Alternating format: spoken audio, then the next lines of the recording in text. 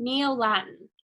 Those of you who've never heard the term Neo-Latin may be forgiven for thinking it's a new South American dance craze. If you're puzzled when I tell you it has something to do with the language of Romans, take heart. Over the years, many classes who have confessed they are not really sure what it is either. Some have assumed that they are so-called late Latin, written at the end of the Roman Empire. Others have supposed it must have something to do with the Middle Ages. Or perhaps it's that pseudo-Latin which my 5 and 7-year-old boys seem to have gleaned from the Harry Potter books, useful for spells and curses that they zip one another with makeshift paper ash ones. No, in fact, Neo-Latin is more or less the same as the Latin that was written in the ancient world, Classical Latin. So, what's so new about it?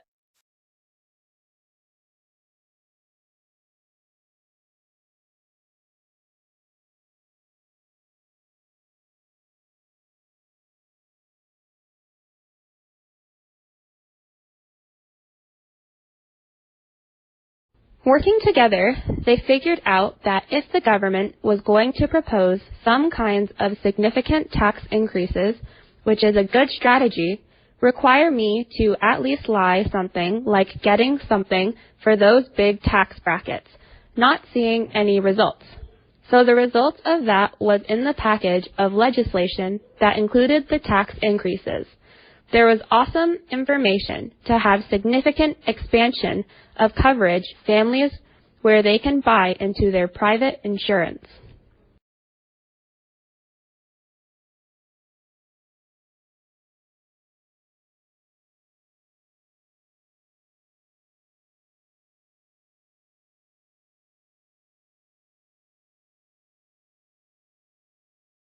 Well, basically just hitchhiking on the point. If you look at the customers at the Wall Street Journal, the basically financial news, financial people here, are people who rely on sound, valid, and tallied data to make investment decisions.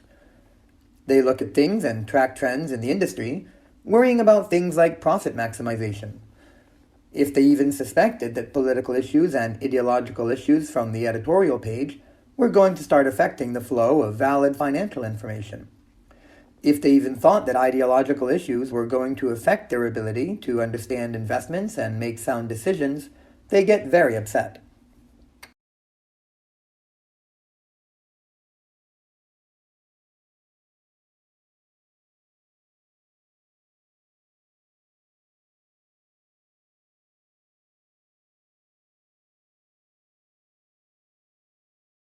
There are some 250 million cars in America, 250 million cars in the country with just over 300 million people, and most of those vehicles, of course, are gas-powered. This poses a huge challenge given the limited supplies of all and the growing urgency of the global warming crisis. But there is good news, according to our guests today, and that is we have the know-how and the technology to build sleek, fast automobiles that don't use gasoline. These vehicles of tomorrow are powered by hydrogen, electricity, biofuels, and digital technology, and they already exist. So what's stopping us from putting them on the roads? Our guests today will help answer that.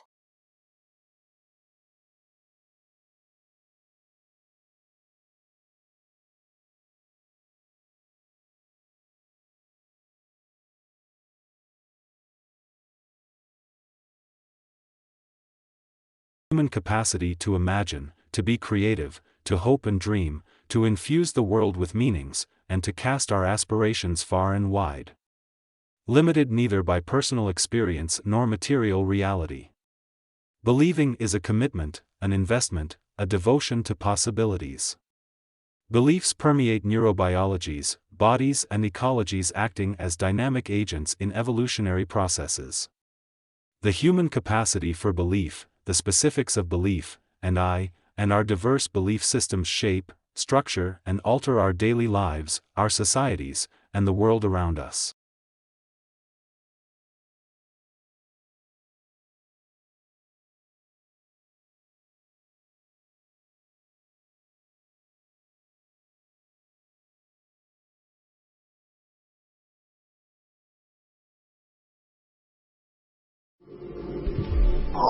In planet formation, as in adolescence, you've got your late bloomers. Such is the case for a nearby star called TW Hydra. At some 3 million to 10 million years of age, it's relatively old for a young star. That is, TW Hydra formed much more recently than our Sun, but is past the point at which most fledgling stars are still encircled by a massive disk of gas and dust, the stuff of planet formation. But a new analysis shows that TW Hydra retains a surprisingly hefty circumstellar disk, implying that the star could still be forming giant planets. The study appears in the journal Nature. Researchers from the US, Germany, and the Netherlands pointed the European Space Agency's orbiting Herschel Space Observatory at TW Hydra to investigate the star's disk. They detected levels of a heavy hydrogen molecule called hydrogen deuteride. From that measurement, they were able to estimate the abundance of ordinary hydrogen, which makes up the bulk of the disk. The result? TW Hydra still has enough raw material left to make 60 Jupiters or so, despite its maturity. For aging stars, then, perhaps 10 million is the new 30.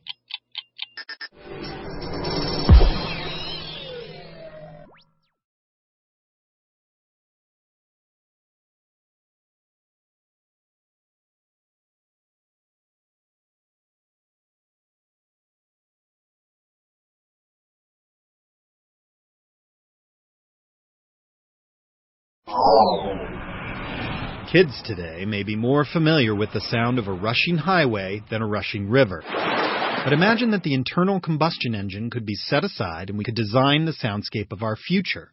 What oral environment would you choose for traffic? For the National Highway Traffic Safety Administration, the answer is that new cars should sound like old cars. Hybrid and electric vehicles can be so quiet that people outside the vehicle can't hear them. So these two quiet cars will be required to sound something like this. The Obama administration wants 1 million electric vehicles on the road by 2015. Slow sales of cars like the Chevy Volt and Tesla Model S may keep that number from being reached, but there are still hundreds of thousands of EVs and hybrids on the road today. It's hoped that the new rule will help prevent thousands of pedestrian and cyclist deaths. But the rule also hews to a possibly outdated tradition, like people who set their cell phone ringtone to sound like an old rotary phone. And it's wasting a chance to reimagine what our cars, roads, and even cities could sound like.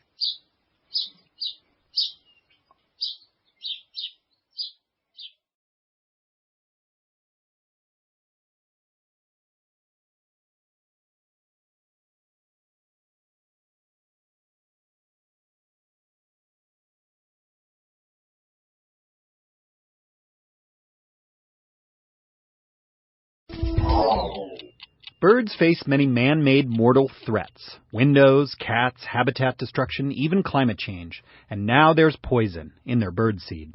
You see, the Scott's Miracle-Gro company had been in the habit of applying banned pesticides to its wild bird food products. In particular, the company applied a chemical known as Storeside 2 to its bird food, despite a warning label for that product that reads, quote, "Storeside 2 is extremely toxic to fish and toxic to birds and other wildlife." Why add a compound toxic to birds to food meant to be eaten by birds? Because Scott didn't want bugs infesting its bird food during storage. By the time Scott stopped adding the pesticide in March 2008, the company had sold some 70 million bags of adulterated bird food. The company also submitted false documents to the U.S. Environmental Protection Agency, distributed pesticides with misleading labels, and distributed illegal pesticides. As a result, the EPA slapped the company with a $12.5 million in criminal fines and civil penalties. So when you put out new birdseed this winter, at least you won't be inadvertently poisoning any chirpers. Oh, and keep those cats inside, too.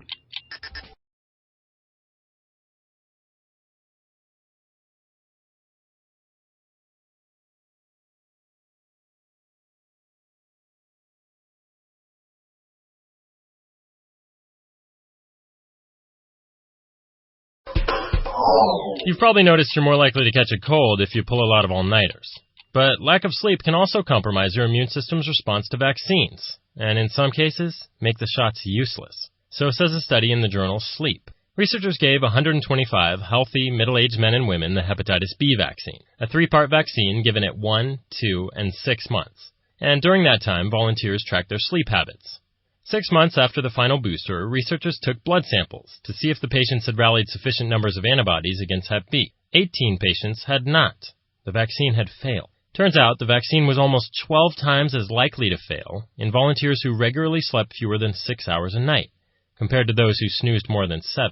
Makes sense because previous studies have shown that sleep deprivation cuts numbers of B and T cells, which coordinate the immune system's attack on bad guys. So remember, vaccines aren't magic. You still need a good night's sleep to give them a fair shot.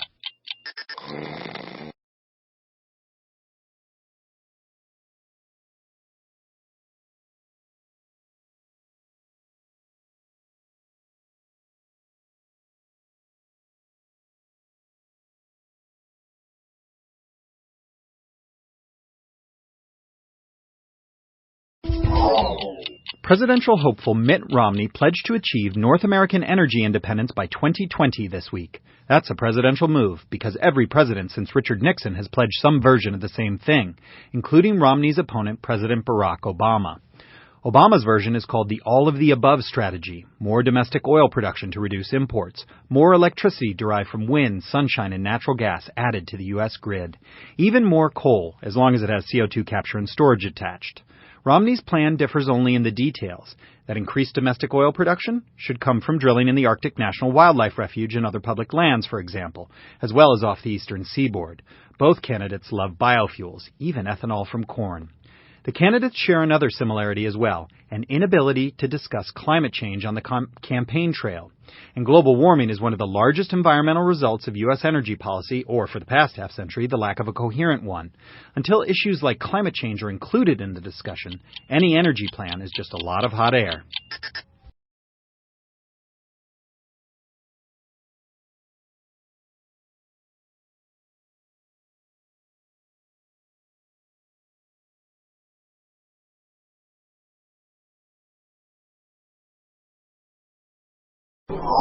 Touchdown confirmed. We're safe on Mars.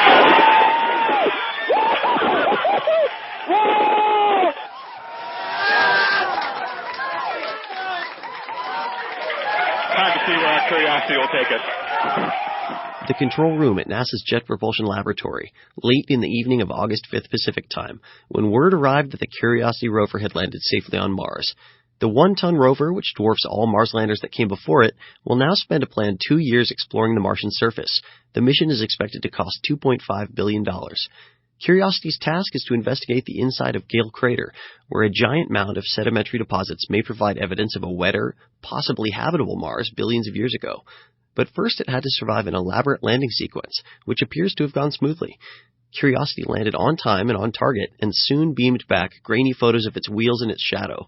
Given the car-like size of the rover and the challenges of landing on Mars, Curiosity's landing goes down as one of the greatest parking jobs in history.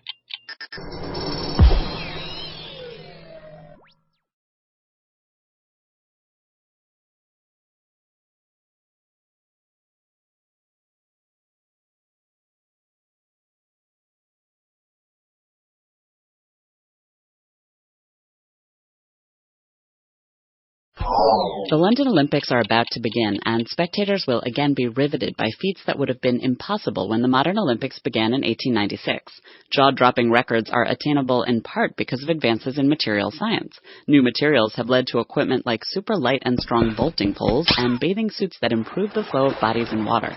Such developments are detailed in a series of articles in the journal Nature Materials. The scientists say other advances are afoot that build sensors into athletes' clothing for instance, measuring performance in training, or protective gear that repairs itself when damaged. And advances in material science can help Olympians internally as well. Elite athletes may tear cartilage or break bones, but cartilage doesn't have enough blood and cells to mend well, and sometimes bones just can't naturally bridge the break. So scientists are homing in on the best combinations of biocompatible materials, along with growth factors and other compounds, as well as implanted cells and proteins, to help mend what have been until now nearly intractable injuries, so that world-class athletes can push the limits of sports and science.